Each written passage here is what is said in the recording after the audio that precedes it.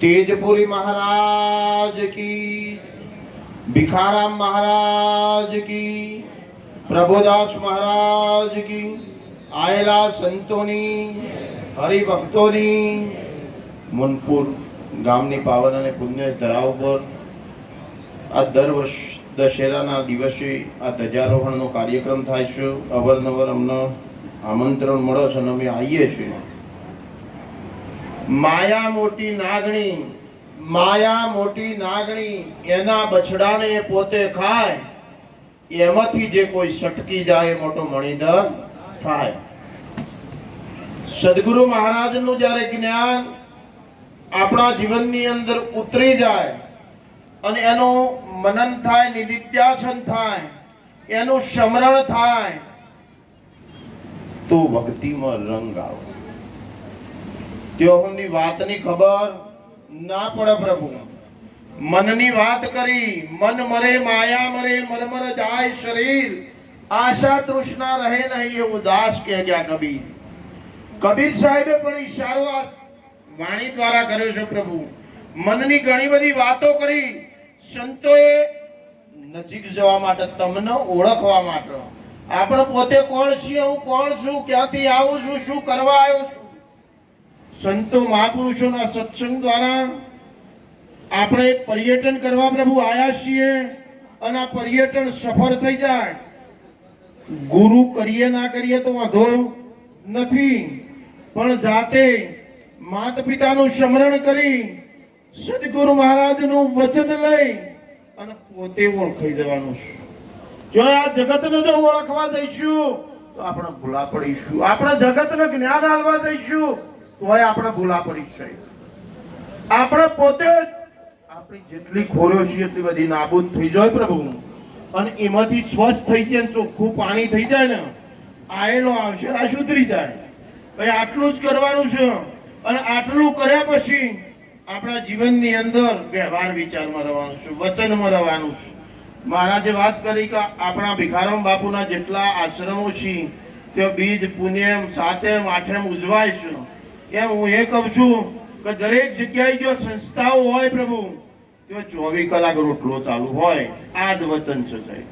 જલારામ બાપા બગદાણા તમે જો જુઓ ત્યાં સાહેબ સનાતન ધર્મની જો સંસ્કૃતિઓ ઊભી થઈ છે, ત્યાં આવી ધજાઓ જો ઊભી થઈ છે, પાણી અને રોટલો આવકાળું જ જોવો છો. જ્ઞાન કેટલું છે મહત્વ, તમને મુક્તિ કેટલી મળશે મહત્વ નથી સાહેબ. પણ જનતા મૈયા જાણજે ભક્ત દાતાર કે શૂર, મારે જે વાંધણી મત ગુમાવી છું. જ્ઞાનનો કોઈનો અહંકાર હોય, કોઈનો ભક્તિનો અહંકાર હોય, કોઈને શરીરનો અહંકાર હોય, આ જુદા જુદા અહંકારોનો ત્યાગ કરી અને તમે પોતે શૂન્ય અવકાશની અંદર આવી અને પરમાત્મા આત્માની તો ઓળખાણ થઈ જ ગયેલી છે. જન્મ્યા એ ધનની આત્મા અજર અમર અવિનાશી જ પદ છે. એને જાણવાનોય નથી ને અજાણવાનોય નથી. પણ જે તમારી જે આ સંસાર લોકની અંદર આયા પછી જે આ માયા પડી છે, માયાના આવરણમાં આપણે આયા છીએ, એ માયામાંથી વિખૂટા ધીરે ધીરે પડવાનું છે. પહેલા જ રાજા 21 વર્ષે માયામાંથી વિખૂટા પડ્યા. મીરા માતા જુઓ, ધ્રુવ જુઓ 5 વર્ષે સાહેબ. એમ આપણે જેમ ઉંમર થાય છે ને એમ માયામાં ફસાઈએ છીએ, વિખૂટા પડતા નથી. જો વિખૂટા પડી જઈએ અને માયાનો મણકો, આ મોતીનો મણકો છે, એ માળા પરોવાઈ જાય તો ખરેખર ભક્તિનો રંગ લાગેલો જ છે. અને ત્યો પછી ભક્તિ લાગેલી જ છે. સનાતન ધર્મની જે સંસ્કૃતિ છે, આદિગુરુ શંકરાચાર્ય આપણે તેજપુરી બાપુની જે બોલાવી એ પણ સનાતન સંસ્કૃતિમાંથી આવી છે સાહેબ. જુઓ, જે આદિકારી 4 મઠની સનાતન ધર્મની જે શંકરાચાર્ય ભગવાને જે સ્થાપના કરી અને ભારતની સંસ્કૃતિનું ઉજાગર કરી હોય તો ભગવાન શંકરાચાર્ય છે. એ જ આ બધા મહાપુરુષો છે. ભલે જુદા જુદા ગણવેશમાં હોય એ મહત્વ નથી. બધાની અંદર ઈશ્વરી તત્વ એક છે પ્રભુ. બધાની અંદર ઈશ્વરી તત્વ એક છે. એકોહમ બહુશામી, એકમાંથી જે અનેક થવાની કળા છે એ સદગુરુ ભગવાને શીખવાડી છે. અને સદગુરુ ભગવાનનું વચન લઈ બ્રહ્મને જાણી, ચિદાનંદ જાણી, એનો અનુભવ કરી શાંત થવાનું છે. દરેક સંતો શાંત થયા છે, મૌન રહ્યા છે. બહુ બોલવાનું નથી, બોલવામાં જ તકલીફો ઊભી થશે, એટલે બહુ બોલવા. મુનિવર, ઘણા સંતો તો હજારો વર્ષ સુધી મુનિવર્તમાં રહ્યા. દેવી દેવતાઓ એ પણ સનાતનમાં છે.